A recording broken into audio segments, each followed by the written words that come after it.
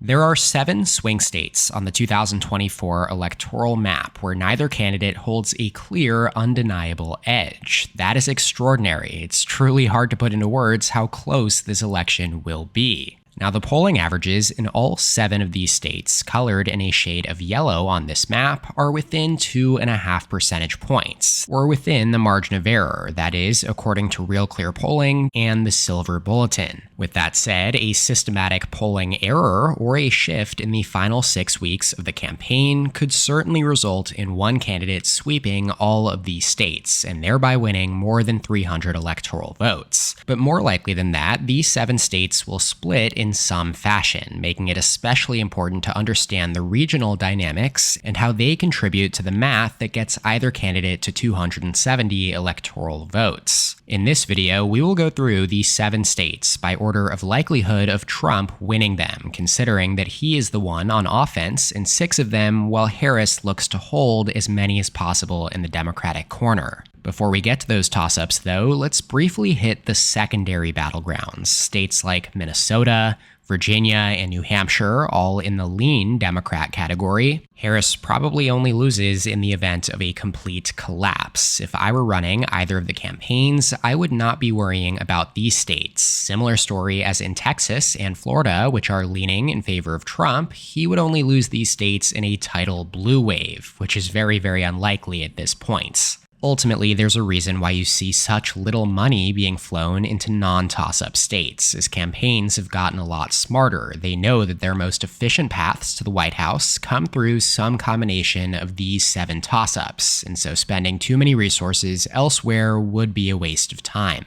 On that note, of these 7 states, the most likely to vote for Trump is North Carolina, not necessarily because the polls are more favorable to him here, but because the fundamentals are strongest for Republicans. Now, could the revelations about the Republican nominee for governor, Mark Robinson, make a difference in the presidential race in North Carolina? Well, Trump currently leads by only 0.6% in the DDHQ polling average. So it's not like it would need to make that much of a difference to swing the outcome. That is, if we're just looking at the polling data. But history does suggest that while the presidential race can influence down-ballot races, it's truly rare to see the reverse of that effect. So while Harris is currently running ads based on Trump's enthusiastic endorsement of Robinson, I'm not expecting to see too much of a dip for Trump here in the next 2 weeks. The issue for Harris here is that this would not be the first time that polls suggested Democrats had a real shot in North Carolina, only for them to fall short.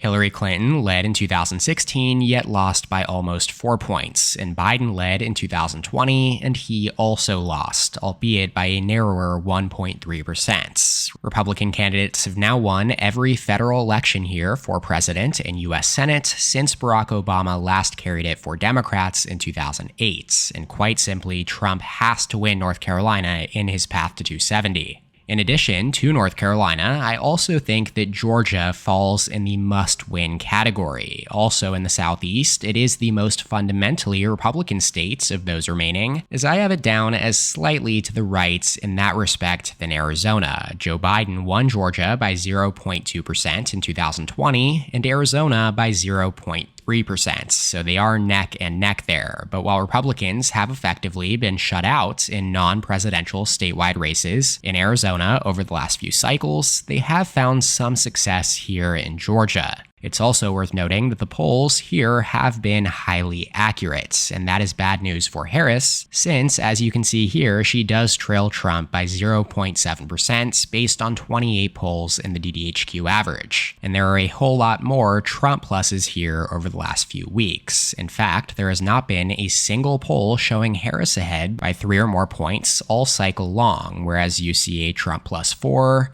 2 Trump plus 3s here, another Trump plus 4, and a Trump plus 7 all over the last 2 months. Ultimately, given that Biden only won the state by 0.2%, even the slightest bit of slippage for Harris could tip the state back towards Donald Trump. For instance, a 5% swing to the right with black voters would see her lose Georgia by a full point, even if she managed to not lose any of Biden's margins with white voters. I say that because voter file data does show a significantly higher share of new black registrants are registering as Republican, and given that Trump is continuing to gain some ground with black voters in the polls, I do think that Georgia becomes Trump's next most likely state, and his first flip on this map is he is now just 19 votes shy of 270 with 251. The Keystone State, Pennsylvania, could get him to exactly 270, but I don't think that that is his next likeliest bet. Rather, I do think he is better positioned to flip Arizona at this point. It did vote a full point to the right of Pennsylvania in 2020, and Trump has pulled ahead pretty much all cycle long. In fact, his current lead in Arizona is identical to Georgia at 0.7% based on 29 polls.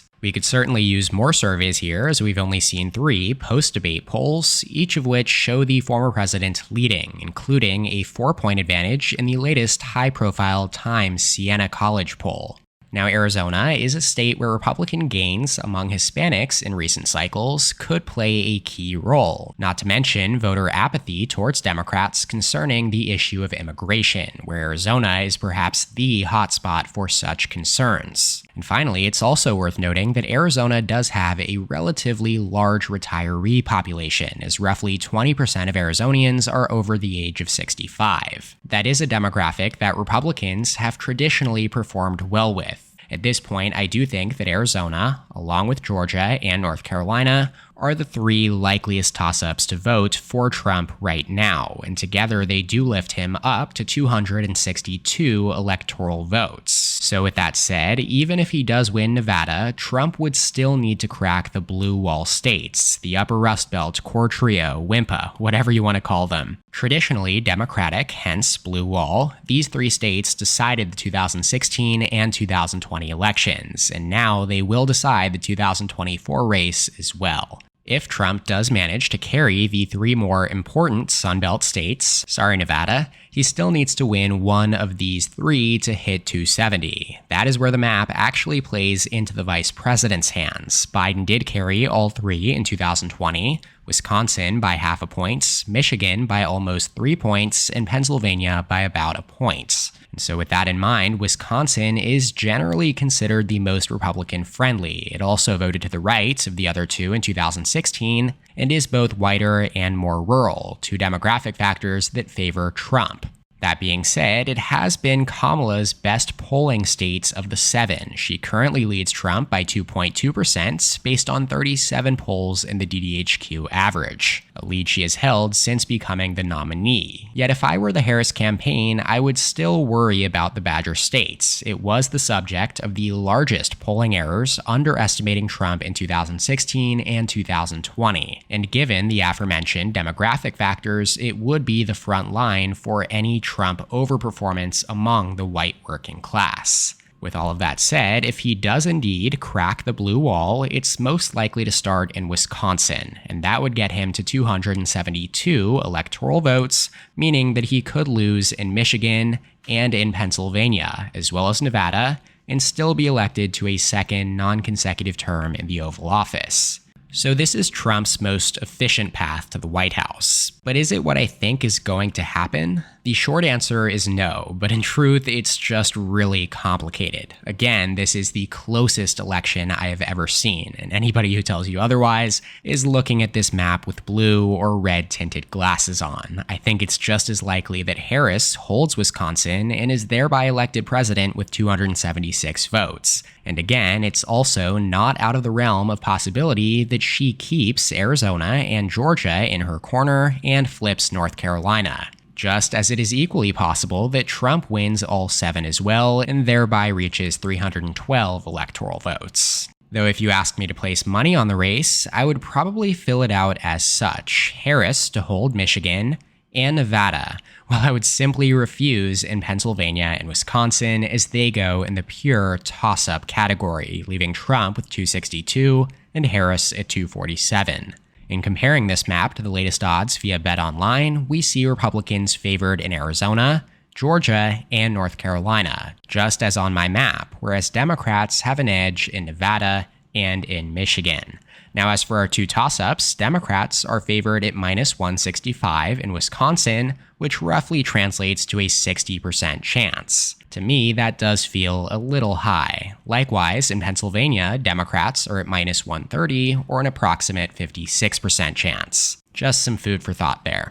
As always, you can feel free to comment your thoughts and feelings about this map in the comment section below. I appreciate all positive or negative comments. Also, make sure to let me know down there what other 2024 related videos you would like to see in the future. Big shout out to my channel members on screen here. Thank you so much for your support. If you would like to become a member, go ahead and click the join button below this video to receive exclusive perks. Make sure to subscribe to my channel as well, and please leave a like on the video if you enjoyed it. You can check out more content from my channel here, and as always, thank you so much for watching. I'll see you next time. EP out.